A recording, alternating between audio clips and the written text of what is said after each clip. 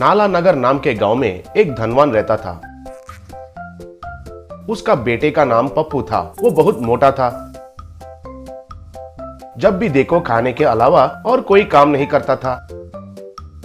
उनके घर में रंगदाम नाम का एक काम करने वाला रहता था। वो बहुत समझदार था। उनके घर में एक पुराना ट्रैक्टर था।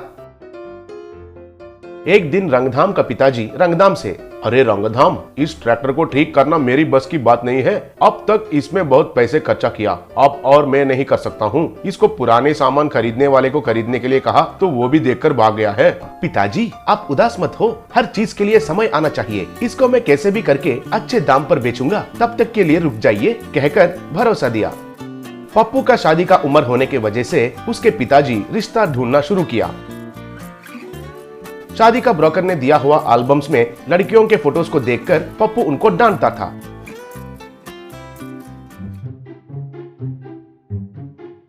एक दिन पप्पू, क्या रे ब्रोकर, ये लड़की आलिया भट्ट जैसी दिखते है कहा था। छी छी, कितनी बकवास दिख रही है। और ये देखो, इस लड़की के आगे अनन्या पांडे भी काम नहीं आएगी बोला। ये तो नजर उतारने वाली पुतला जैसी है। थोड़ा अच्छी लड़कियां दिखाओ भाई। अरे ओए, असल में अपना मुंह को आईने में कभी देखा है क्या? हाथी जैसे बढ़ गए हो और तुम्हें आलिया भट्ट चाहिए। सुबह उठने के बाद से खाने के अलावा और कुछ नहीं करता है और तुम्हें अनन्या पांडे जैसा लड़की चाहिए। येड़ा कहीं का। ये क्या है जी, आप ही ऐसे बात करोगे तो कैसे होगा? पप्पू बेटा कम थोड़ी ना है, मोटा है तो क्या हुआ, चेहरा तो हीरो जैसा है। तुम चुप करो यार। मालिक, आपने मेरे मन की बात कहा। पप्पू बाबू ये सब रिश्ते तो आपका फोटोज देखे बिना ओके किए हुए हैं। आप इतने मोटे हो कहकर पता चल गया तो वो लोग मानेंगे कि नहीं, ये मैं नहीं बता सकता हूँ। कृपया करके कोई भी एक लड़की को ओके कीजिए, नहीं तो अब और मुझसे नहीं होगा।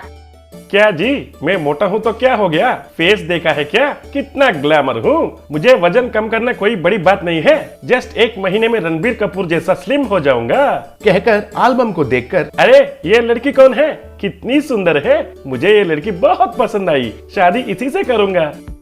पापा बाबू, इस लड़की का नाम संध्या है। बहादुर राव बाबूजी का एकलौती बेटी है। वो आप सबसे बड़े धनवान हैं, मगर उनका एक ही कंडीशन है कि लड़का पतला और सुंदर होना चाहिए। अगर आप पतले बनोगे तो इस रिश्ते को ओके करने का जिम्मेदारी मेरा है। तब धनवान आस में आकर, अरे वाह बहादुर राव, वो तो हम सबसे भी बड़ा करोड़पति है। अरे ओए, कैसे भी करके उस लड़की से शादी कर लो बेटा, तुम्हारा जिंदगी बदल जाएगा। ब्रोकर जी, अब से 1 महीने के बाद आकर देखिए, मेरे बेटे को आप भी पहचान नहीं पाओगे। तब फोटो लेकर रिश्ता पक्का करके आइए। ठीक है, कहकर वहां से चला गया। पिताजी, जल्दी से वजन कम करना है तो साइकिलिंग से बढ़कर कुछ नहीं है कहते हैं ना। कल से मैं साइकिलिंग करना शुरू करूंगा। मेरे पसंदीदार का साइकिल मंगवाइए। 1 महीने में मुझे वजन कम करना है। मुझे संध्या से शादी करना है। अगले दिन घर के बाहर कई तरीके के साइकिल्स थे। बेटा, ये सब साइकिल्स तुम्हारे लिए ही मंगवाया हूँ। रोज एक एक साइकिल में जाओ बेटा। तब पप्पू एक एक साइकिल पर चढ़ते ही वे साइकिल्स टूटने लगे। अरे क्या है रे, ये सब साइकिल्स ऐसे टूट रहे हैं। अब तुम साइकिलिंग कब करोगे, वजन कब कम करोगे? मालिक, पप्पू बाबू के लिए मैं एक अलग सा साइकिल तैयार करूंगा। उसके लिए 10 लाख खर्चा होगा। वो है तो पप्पू बाबू एकदम फिट बन जाएगा। महीने में नहीं, 10 दिन में ही पप्पू बाबू का वजन कम हो जाएगा। उसके लिए मैं गारंटी देता हूँ। तो फिर इंतजार किस बात की है, तुरंत ही उसे लेके आओ, जाओ, कहकर पैसे दिया। फिर तुरंत ही रंगदाम उसके साइकिल में घर गया और फिर साइकिल का पहिए निकालकर उसका पुराना ट्रैक्टर का टायर्स को लगाया और फिर उसे चलाकर धनवान के पास आया। फिर पप्पू उस साइकिल में चढ़कर चलाना शुरू किया। सुबह शाम बिना रुके चलाते रहा। फिर थोड़े दिन के बाद वो पतला बन गया।